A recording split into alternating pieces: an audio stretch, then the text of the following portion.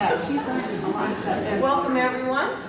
My name is Kim Sheehan. I'm the Assistant Director of Education here at the Spurlock. We are so glad that you have joined us for our 11th third Thursday. These are held in conjunction with a temporary exhibit we have downstairs called Knowledge at Work, the University of Illinois at 150. Unfortunately, we close at 5, so we can't give you the opportunity to see it today, because we went to listen to the talk. Don't get running up and to go look at the exhibit. But we do have more upcoming third Thursdays that we would love to have you attend, and maybe come in a little early and take a look then. For September, we actually have a double feature. Starting at 2:30, we will have 3 public affairs short documentaries that we will show. One is Making Their Mark. It shows the accomplishments of 3 University of Illinois women, Jean Driscoll and her work with wheelchair racers in Ghana. It talks about Donna Cox and her computer illustrations, and it talks about May Berenbaum and talks about her work with insects and the Insect Fear Festival. And then the third one's called A Home of Their Own, and it discusses life of African-American students on campus in the 1930s and 40s. Which will go into our talk, which starts at 4 o'clock, which celebrates the 50th anniversary of Project 500, an initiative to try to bring more African American students on campus, which started 50 years ago in 1968. In October, our 4 o'clock talk it'll be a panel actually on labor at the University of Illinois. November will be featuring the LGBT Center and its beginning and legacy, and we're still working on December. I'm hoping to bring Joe Rank back. He's already done 3 talks for us that have been just absolutely wonderful on music and religion and the military on campus. And he says he's got one on pastimes, which includes things like the brothels in town. So I'm really trying to push him to come back and kind of bookmark, since he did the first one to do the last one. So, keep looking at our website, you may find it. But right now, let's get started with today. So we're going to start with Lori. And it's like, I got the Matheson, but it was like, I suddenly blanked on your first name. Lori Matheson, who is the director of the U of I Press, who will give a few introductory comments, and then she will introduce our speaker for today. And I'm really glad you're all here today. Thank you very much. Thank you.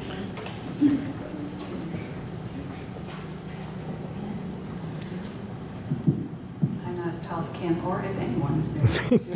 Lori Matheson, I'm the director of the press, and I've been there almost a quarter of its centennial era, actually. So a number of us have been there quite a lot of its history, which is very wonderful to have that institutional memory. And this is our centennial year, and we've spent it so far, and we have more events coming, but we've had a number of wonderful events that have helped us reflect on our history and kind of think forward about what our next century might bring, and what we might bring to our publications and our kind of mission that the press is charged with. Julie Laut is a doctor, PhD in history from the University of Illinois, has expertise in, particularly in Indian women's history, East Indian women's history.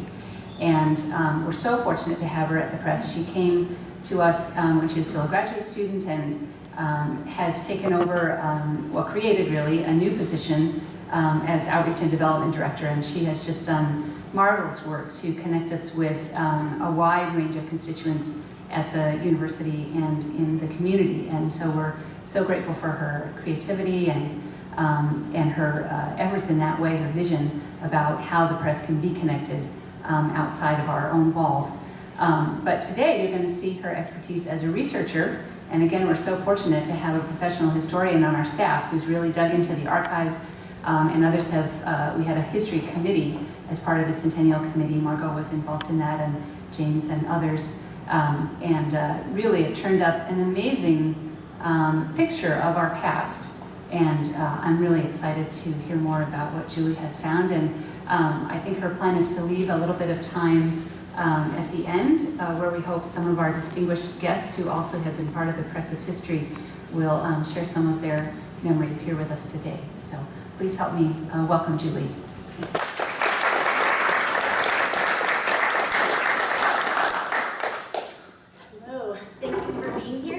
Can you hear me well? Okay. I am really happy to see everybody here, and it's an audience that I expected, which I feel like puts a little added pressure on the work that I've been doing, because institutional history is an interesting kind of work to do, but what is amazing that I've learned about the press is how much of a living history that we have. And I've spent time in the past 18 months, and really in the 3 years that I've been at the press, learning a lot about the kinds of mission behind the work that people do for the University of Illinois Press and the commitment of the staff over that time. The History Committee and myself have spent time putting together materials. We had an exhibit in the main library in all of February, which really gave a breadth of understanding of the different kinds of work that we do at the press. What I'm going to share with you today is really the early part of our history, the first about 45 to 50 years. This was based on archival research that I did that was left behind in the papers of our first 3 directors, Harrison E. Cunningham, Wilbur Schramm, and Mia Drag or Mid Munchen. And they all left behind a great deal of information that I've found very useful. One thing that this doesn't do, though, as we know, archives are limited in the fact that what gets left behind is what's left behind officially. And as a result, this early history doesn't give us a sense of the broader staff that was participating, and it certainly doesn't give us a sense of how important women have been to the evolution of the press since its beginning. And I do hope that as I continue to do more research, particularly oral history interviews with current and past staff, that we'll get a better understanding of those things as well. So, I will begin with Harrison E. Cunningham.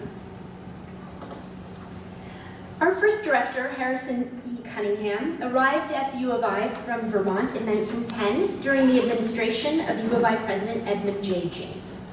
Cunningham left 14 boxes of his personal and professional material to the University of Archives at the time of his death. Because this was both his personal and professional material, it was very interesting to get a sense of who he was as a person as opposed to just who he was as a director.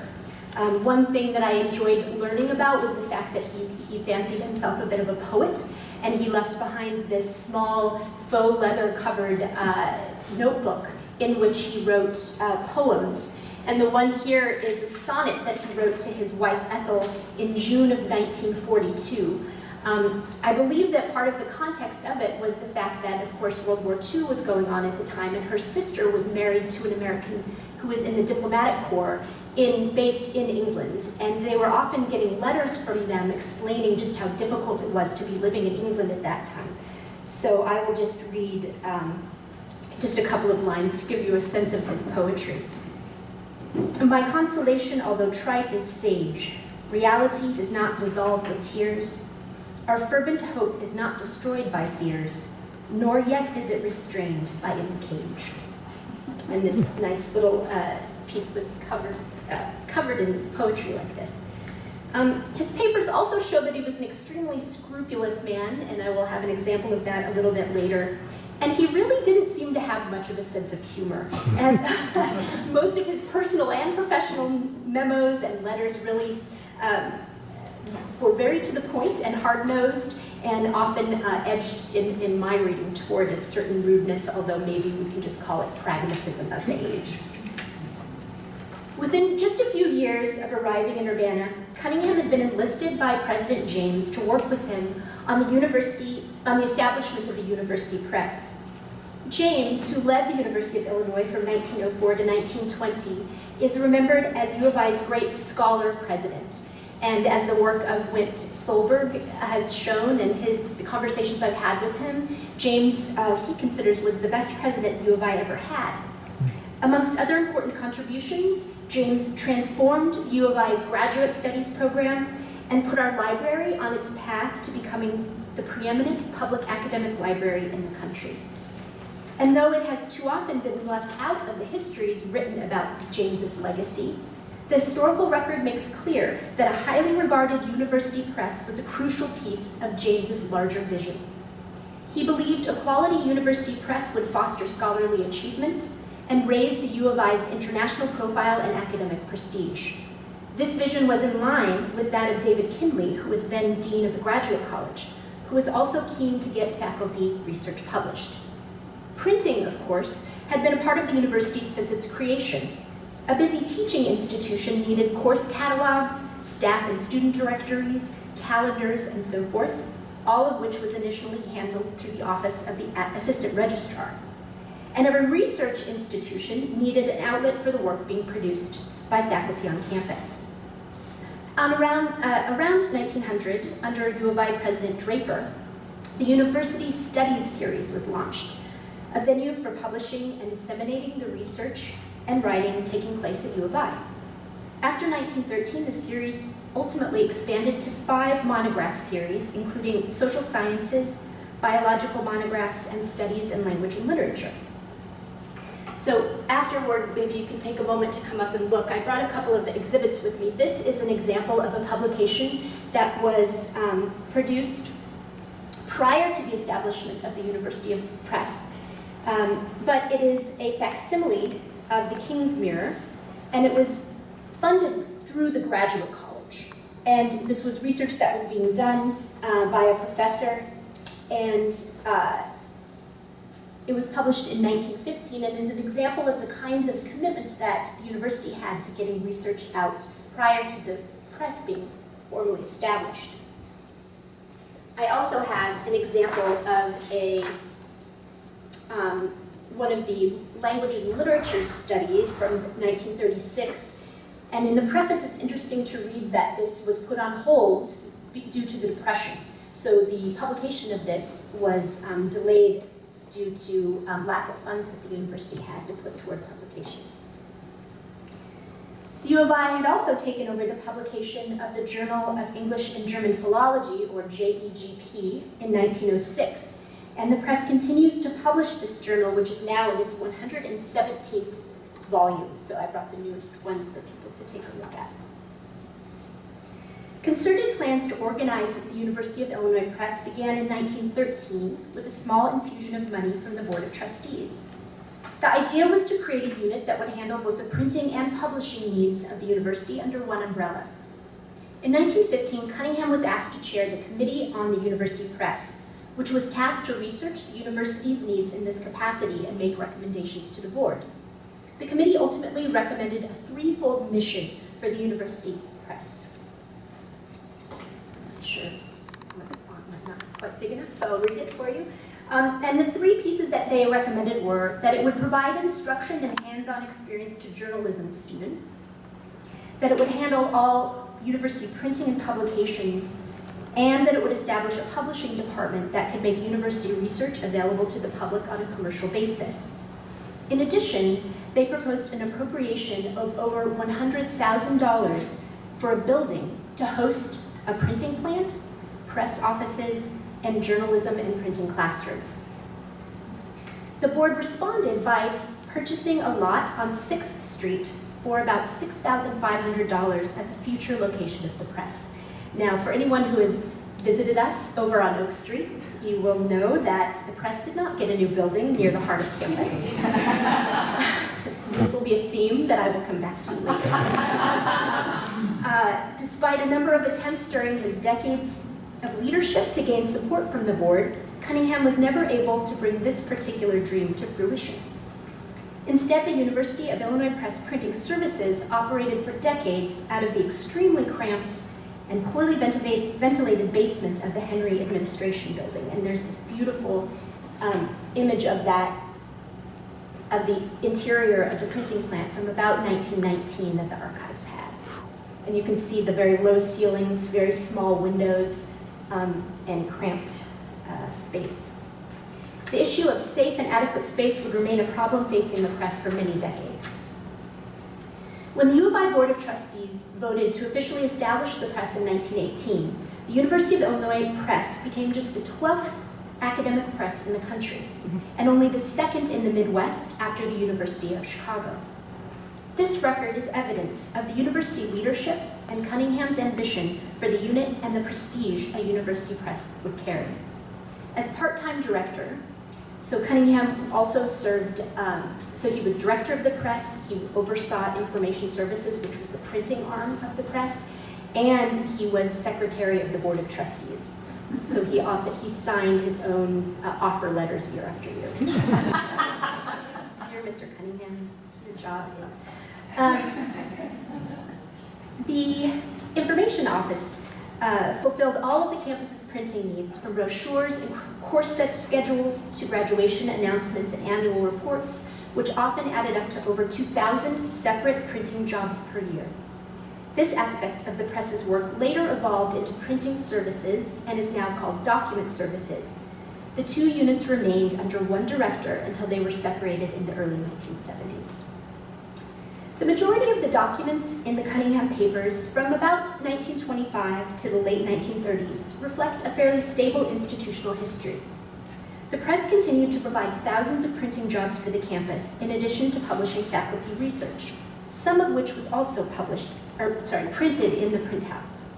Some volumes, however, had to be put out for commercial bid due to the constraints of space and time in printing services. The small staff simply couldn't handle all of the demands placed on them, and lack of space disallowed the addition of new, updated machinery. Cunningham took a pay cut during the Depression, but by the time the Second World War started, salaries were back to pre-1929 levels. But from 1940 to 1947, Cunningham led a new effort to modernize the press in the area of academic publishing. It's highly likely that this was in response to the press being one of the 22 founding members of the American Association of University Presses in 1937. It started out with 22 members. The organization is now called AU Presses and boasts more than 150 member presses, mostly from North America, but some from other parts of the world as well. Cunningham's work began in earnest in 1940 with a remarkable 2-week road trip. That May, Cunningham drove approximately 2,500 miles in a 2-week period, visiting the top universities east of the Mississippi, including UNC, Duke, Johns Hopkins, Princeton, NYU, Yale, and Harvard. His papers include pages of his record keeping during the trip, documenting his time on the road, meals, and other costs. In case you were wondering why I referred to him earlier as meticulous, here's one of the reasonings. He kept track. He drove over 71 hours, averaging $1.31 per mile for gas, and he spent on average 53 cents for his breakfasts. So this is great. It has a list of the hotels that he stayed in, and this is a list of the different meals per day, and other pages have information about tolls and taxis and miles and hours. It's a really remarkable piece of archival research. Cunningham's exploratory trip was followed in late 1941 by a report to the Board of Trustees by board member John Fornoff. Fornoff recommended authorizing the director to make an extensive program for future development of the press, both from the standpoint of production and publication of learned works. He also recommended building a structure suitable for the offices and the printing shop. And here's how he described the working conditions in the basement of Henry Administration. So remember, this is 1941, same place that they are working out of the Henry Administration building. And he wrote, "Not only is there a decided shortage of necessary working space, but the rooms are dark, poorly ventilated, and ill-suited for efficient production. The glare from the lights in the shop office creates a situation harmful to the eyes. The proofreaders are cooped up in an airtight glass cage in the middle of the room. Ventilation is possible only through the opening of an outside window, which they weren't allowed to leave open at night, so they couldn't cool it down overnight. And in the summertime, the heat is so terrific that ice and fans were used to lower the temperature." The archival documents the board adopted this report and instructed Cunningham to formulate and present a long-term program for the development of the press, but they didn't mention anything about a new building. Official memos and handwritten drafts from the last years of Cunningham's tenure indicate how he envisioned the future development of the press along the lines recommended by Fornoff. He utilized appropriations from the board to fund the publication of 7 scholarly books in 1941 and 1944 to commemorate the 75th anniversary of the university. And I brought one of those today, which we had in our archive that still has the slipcover on it. The others either never did or haven't lasted as long. And you can take a look. It has a really beautiful end pages, thank you. Cunningham himself took over the editing, ordered all of the contracts, and dealt with design as well. And he really fancied himself an expert in typography, and it's not something that I'm that familiar with, but for those of you who know more, you might be interested to take a look at that. In 1945, Cunningham secured the transition of the editorial staff from civil service to academic, arguing that an increase in scholarly publications would increase the need for editorial staff, and these employees would deserve pay and promotion in accordance to their line of work. He recommended that the director himself be a full-time position with the rank and salary of a dean, which had been the case at Harvard for several years. And he wanted the academic title of professor of typography. He recommended that editors should rank from assistant to full professor according to their position. In 1946, R.B. Downs, the director of the library, submitted ideas on the future of the press at Cunningham's request. To boost the academic publishing arm, Downs suggested sponsoring more journals in addition to JEGP, so we still just had one journal at that time. He also suggested that we focus on regional publishing to reflect the history, literature, and science of the Midwest. And he recommended accepting manuscripts from faculty at other institutions to broaden the press's general publishing. In addition, Downs felt more attention should be paid to the aesthetics of book covers and bindings to complement the already attractive topography of the interiors, which was clearly a way to complement Cunningham in his letter. These recommendations are very similar to those that the next director, Wilbur Schramm, would take up when he arrived at the press. But despite all of this groundwork, over nearly 7 years, Cunningham was forced to retire in 1947 at the age of 70 in accordance with state law. With 29 years of service, Cunningham is the longest serving to date of the 6 people who have directed the U of I Press. Despite his long years of service, however, he was unable to achieve all of his goals for the press. He never secured an adequate building for the press, and the scholarly publishing program ultimately changed very little during his time in charge. And next we have Wilbur Schramm. So it's impossible to know what Cunningham might have achieved had he not been forced into retirement. But when Wilbur Schramm arrived in 1947 and took over as, again, still part-time director of the press, the pieces were in place to continue the transformation of the organization. During his 5 years at the university, Schramm succeeded in transforming the scholarly publications program. And when Mid Munching took over as full-time director in 1952, the academic publishing side of the press's organization was astoundingly close to its current structure. Wilbur Schramm, who was not quite one generation younger than Cunningham. Cunningham was born in 1891 and Schramm was born in 1907. But he had a very different personality than his predecessor. Schramm was an academic superstar, and his dynamic personality, extensive connections, and drive to innovate in the area of communications made him a catalyst for forward movement at the press. Though both men were quite straightforward in their correspondence, Cunningham's pretension to academic achievement formed an undertone throughout his papers, whereas Schramm's letters often had me laughing out loud at his humor and audacity. He was a man confident in his abilities and determined to make things happen. Schramm arrived at the U of I with a strong record. He was a successful journalist, writer, and academic, an expert in mass communication, and a founder of the field of communication studies. He had founded the Iowa Writers' Workshop in 1936. He had won an O. Henry Prize for short fiction in 1942, and he had served as an expert in propaganda for the U.S. Office of War Information during World War II. He also took a leave during his time at the U of I to go do the same thing during the Korean War. So Schramm spent very few years at the U of I, but his impact remains with us. He established the Institute for Communications Research, and he increased the profile of our radio station, WILL. And again, rarely mentioned, he had a profound impact on the University of Illinois Press.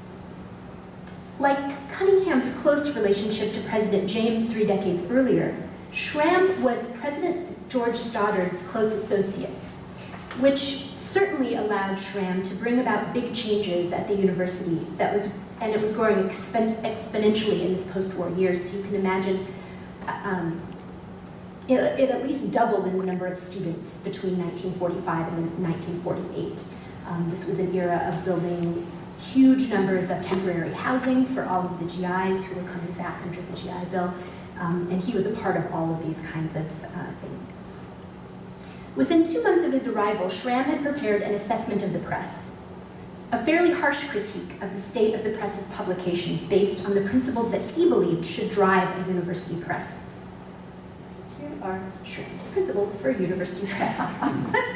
First, it should, still printing was communications was a part of his vision, right? So he still believed that it should make the university's bulletins and handbooks, reports, and so forth as effective as possible via having a stronger centralization of design, editing, and printing, and merchandising if needed. Second, the press should publish the university's scholarly work through series, which we were doing. Third, it should publish outstanding periodicals. And fourth, it should choose books based on merit, not the location of the author, and focus instead on the dissemination of a scholarly work, not just at your own university. In Schramm's estimation, the U of I Press was failing to fulfill 3 of the 4 principles he believed in. It was successfully printing the university's use for materials despite limited space and substandard working conditions, which again was part of his report.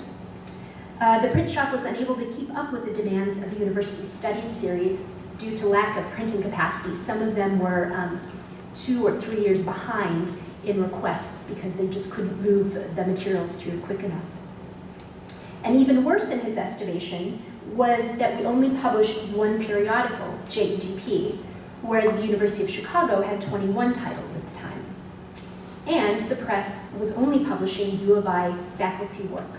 We published what came to us, and we didn't seek out any other publications. Financially, the press had very little flexibility. The unit was 100% dependent upon payment for services and university subsidies for scholarly publications, such as those that I talked about in 1943 and 44. Schramm was particularly frustrated with this lack of sales, which he said made up only 1% of the press's budget at the time. And he bemoaned the absence of any marketing efforts. He was very concerned about the resulting 30 to 50,000 unsold press volumes that were being stored in the basements of the Math Building and Lincoln Hall. That number sounds astonishing, but in hindsight, perhaps not so surprising. In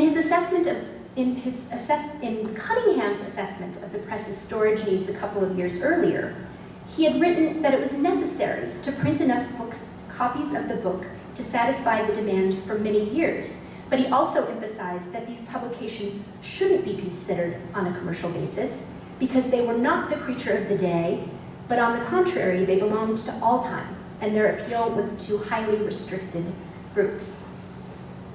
Cunningham simply didn't think that focusing on sales was important. It was the scholarly content of the books that held permanent value to the prestige of the press. In practice, this model was only workable if the university continued to subsidize 100% of publishing costs. Schramm envisioned a different, multifaceted approach for the University of Illinois Press, which he moved quickly to implement. By the end of fiscal year 1948, Schramm had already put into motion a number of significant changes that quickly brought the press closer to fulfilling the principles he assigned to its work. Financially, as a result of the publication of a few commercially successful titles, the press had its first revolving fund, which would allow them to put that money back into the budget and support publications of books of the editor's own choosing for the first time in the history of the press. Perhaps the biggest change Schramm made was in the organization of the staff and the creation of new departments focused on bringing in innovative projects from outside of U of I. He worked to increase salaries across the board in order to retain talented staff. And I wish she was here because I found a letter that he wrote in support of a raise for Christy Schutz, who some of you might know. She started working for the press in 1947, so she knew 5 of our 6 directors, and I can't wait to share that letter with her that he saying how she had taken over the whole front office and he deserved this raise. So here's from the report that he gave to the president. I took out the piece where he was talking about reorganizing the staff at the press. Mid Muntian was promoted to executive editor and put in charge of most press operations except for consultation on policy development. So one thing to note about Muntian is that he started working for the press in 1933. So at the time of his retirement in 1978, he had worked at the press for over 40 years. Oh no, 50 years, excuse me. Schramm also moved to hire 2 professional editors, Violet Wood, who, oh, she's not listed here, so Smith was replaced by Violet Wood in a year or 2, who was a published author and experienced editor, and would oversee official university publications.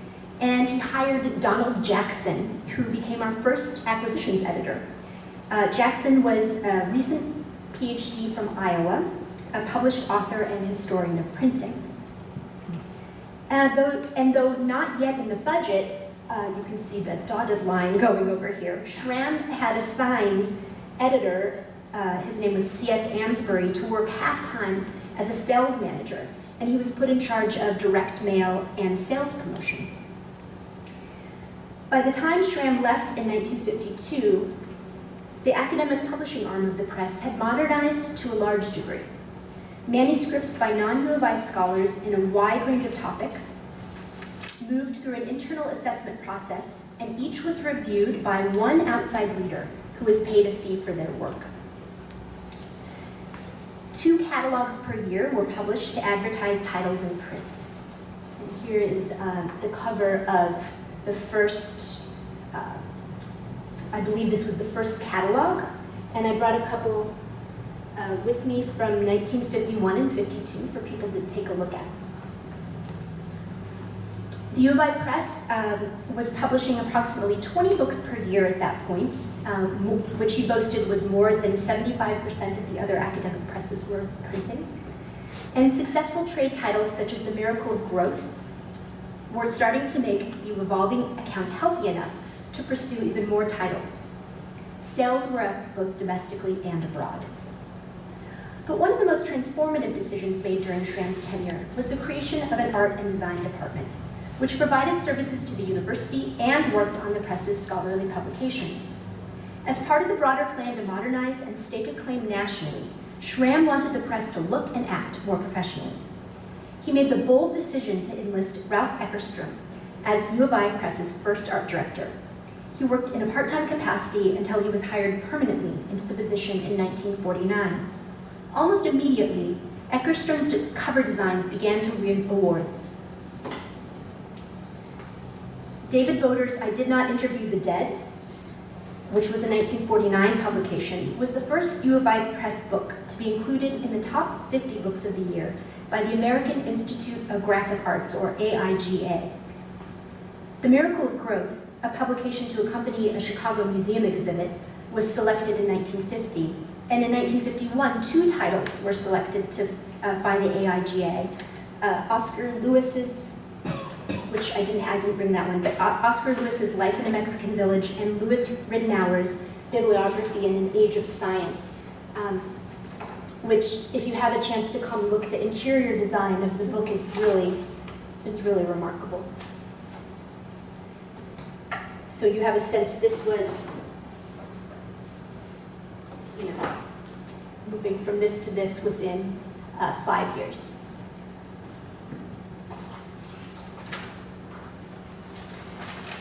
In 1950, Schramm recommended a significant increase in Eckerstrom's salary from $5,000 to $5,500 per year, the largest raise given, and demonstrating the director's admiration for the design work being created. This raise placed Eckerstrom essentially the third highest paid employee at the press. The highest paid employee was the manager of the print shop. Second was the director, Munchin, and third was the art director. And Schramm wrote this in his justification for the raise. This is the memo that he wrote, and here's an excerpt. It says, "This is the man who, more than anyone else, has been responsible for the physical part of the job of lifting the face of universities' publications. For the first time in the 30-year history of the press, he brought to us this year one of the 50 Best Book Awards.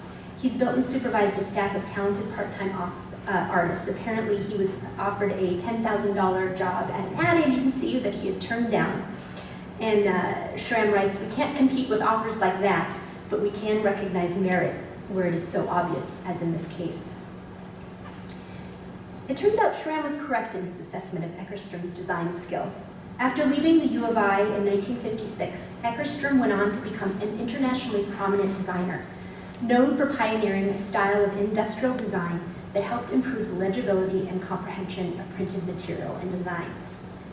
So, excellence in design has remained a key part of our publishing program, and marketing strategies, as you can see from a glance at our catalogs and outreach materials, and by looking at recent publications, such as the newly acquired, or the brand new journal, Jazz Studies, and a new book that we published, I brought these both with me as well, called New Media Futures. And I look forward to continuing my conversations with former art director Cope Cumston to find out more about her work at the press, leading the transition from manual to computer-aided design processes, which I see as another moment of crucial change in the history of the press's art and design. So Schramm scored a lot of successes in his effort to reorient the University of Illinois Press. But getting the press offices and print shop out of the basement of the Henry administration, a space Schramm deemed pitifully inadequate, a fire trap and a health trap, as well as a financial burden, proved an intractable problem. 33 years after the Committee on the University Press suggested spending $110,000 on a building on 6th Street, Schramm put together a fairly comprehensive proposal to build a press building near the Armory, which he estimated would cost as much as $428,000. As an alternative, he proposed a large complex of buildings that would house a variety of communications-related units on campus. He imagined it housing ICR, the School of Journalism, the public radio station, press offices, print shop. This building complex, he estimated, might cost over $800,000 to complete. But he learned fairly quickly that this was not going to happen when he acknowledged within the year that the campus building committee seemed to have, quote, put a press building into the indefinite future. So, a 30-year problem continued without relief due to lack of administrative support for major investment in the press. It wasn't until well into Munchin's tenure as director that the press offices were moved to a new building, followed shortly by a new print shop, both of which, the building of which stands on Gregory Street today and houses document services. In 1959, the first 5,000 square foot building designed to house the press offices and art department was built on Gregory at the bargain basement cost of $80,000, with plans to make additions for the printing plant and storage in the future. Oh, there's Munchin. So here is the floor plan scheme C, which I think means cheapest, from what I can see. And this was a rendering of what the exterior would be like.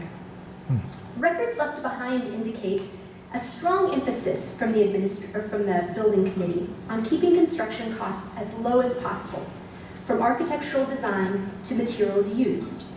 The memo concerning finding an architect emphasized that, quote, "The needs are such that a building of most simple and economical construction should be provided.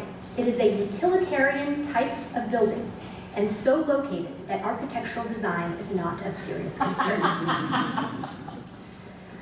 as we can see.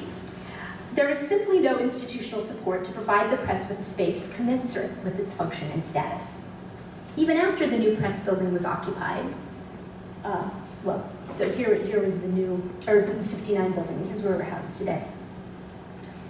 Even after the new press building was occupied, Munchin had to make official requests for updates. That spring, he wrote up an elaborate request for window shades for the north side of the building where most of the art department worked. Apparently, at certain parts of the day, the sun would not only shine through the windows, but also glare off the cars that were parked in the parking lot, making it difficult for the art designers. Staff, he said, resorted to propping up posters and cardboard in the windows or wearing sunglasses. My all-time favorite memo from that period was a staff meeting agenda that focused on assessing additional needs of the new building. So they just moved in a few weeks earlier, and he wanted everyone to come and talk about what needs they might have. And at the very bottom of the memo, it says, "Bring your own chair." So I think they still needed some office furniture.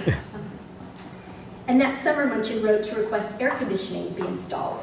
He reported one staff member fainting after working in a 100-degree office for several hours, and others being sent home with heat exhaustion. The 1959 building, despite the addition of a 2-story building designed to house the printing plant, paper storage, and part of mailing services, quickly became overcrowded with departments competing over limited office space. Even after the press and printing services were split into separate units in 1971, they continued to share the same building, with some editorial offices occupying a house to the north of the main property, a situation far from ideal. I've heard some funny stories about people having to run through the bad weather from editorial office, and back and forth between the buildings. From the viewpoint of 2018, it may seem surprising that the University of Illinois Press was ultimately located so far from the center of academic life on campus in a building retrofit to accommodate its multifaceted needs. But the historical record reveals that there is a disconnect between the value and prestige that the press brings to the university and the university's willingness to provide sufficient resources to support its work, which resulted in the press being relegated to the edge of campus in 1959. Both Cunningham and Schramm worked hard to make a justification for the press to occupy a space closer to Central Quad, but other projects took priority. Today, the University of Illinois Press offices are located on Oak Street, west of Memorial Drive. Built in 1963 as a central receiving warehouse, the building was subsequently occupied in 1979 by the University Film Center until the press moved in 1993 under the leadership of then director Dick Wentworth and business manager Bill Ackerman. After 100 years, it's clear that it isn't space that matters to the press. The greatest resource for the University of Illinois Press has always been its dedicated staff and the commitment to the mission of the press by its leadership. And there's clear continuity between President James's, Harrison E. Cunningham's, and Wilbur Schramm's visions and the press's ongoing commitments, both past and future. Today, the U of I Press publishes 37 journal titles, of which 13 are owned by the U of I or its departments. The press has published approximately 4,500 book titles in its first century, with about 90 new titles each year. Our books and journals now speak to a more diverse scholarly audiences, as well as regional readerships. And in addition to U of I faculty, authors now come from the best colleges and universities in the country to publish with U of I. Our current roster includes authors residing in 68 countries, and Illinois books are translated into 27 languages, distributed internationally in electronic and print forms. To be continued. Thank you.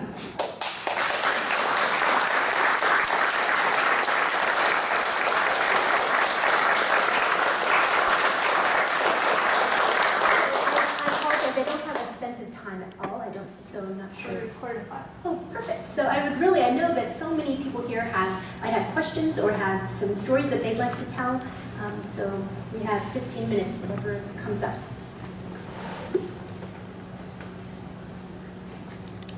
Yes. Why was it that the second guy only stayed for 5 years? And then why was it that the next guy left in 15 years? Good question. He say the question again? Yeah, she was asking about why Schramm only stayed for 5 years, and then what happened at the end of Munchin's career or time when Dick Wentworth came. For Schramm, my guess is he went on to greener pastures. He ended up in Hawaii, but before that was at a couple of other institutions where he established more institutes of communication, continued being a journalist and sort of a leader in the field of communications. So I feel like this was sort of a waypoint for him. And as for Munchin, as I said, he started working, well, other people here might know better than me, but my assumption is that he retired at his retirement age. He had started working for the press in 1933.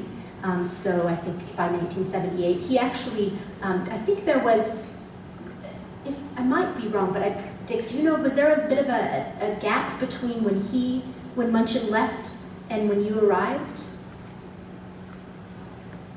I think, so Dick Wentworth is here. No, there wasn't? He was still director. He was still director, okay, so there was an overlap. I wasn't sure if there was something, but yeah, that's my guess.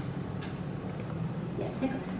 Well, this lack of interest of state universities to provide adequate buildings for their press, is this something peculiar to the U of I, or is this generally true around the country? I am going to defer to offer that question. So he's asking, is it common that this sort of lack of investment in enough funds is typical? So in that early era, it's my understanding that in the early era, it was typical what happened here, which was it was subsidized 100% by the university. But over time, that subsidy has gotten smaller and smaller. And I know from some stories that there are some academic presses that have their press offices right in the middle of campus and are sort of part of the structure of academic life, and others who are not even located necessarily in the same towns. The university or the University of Press Kentucky represents Kentucky universities writ large, not just one. But is there someone else might have a better answer than I do?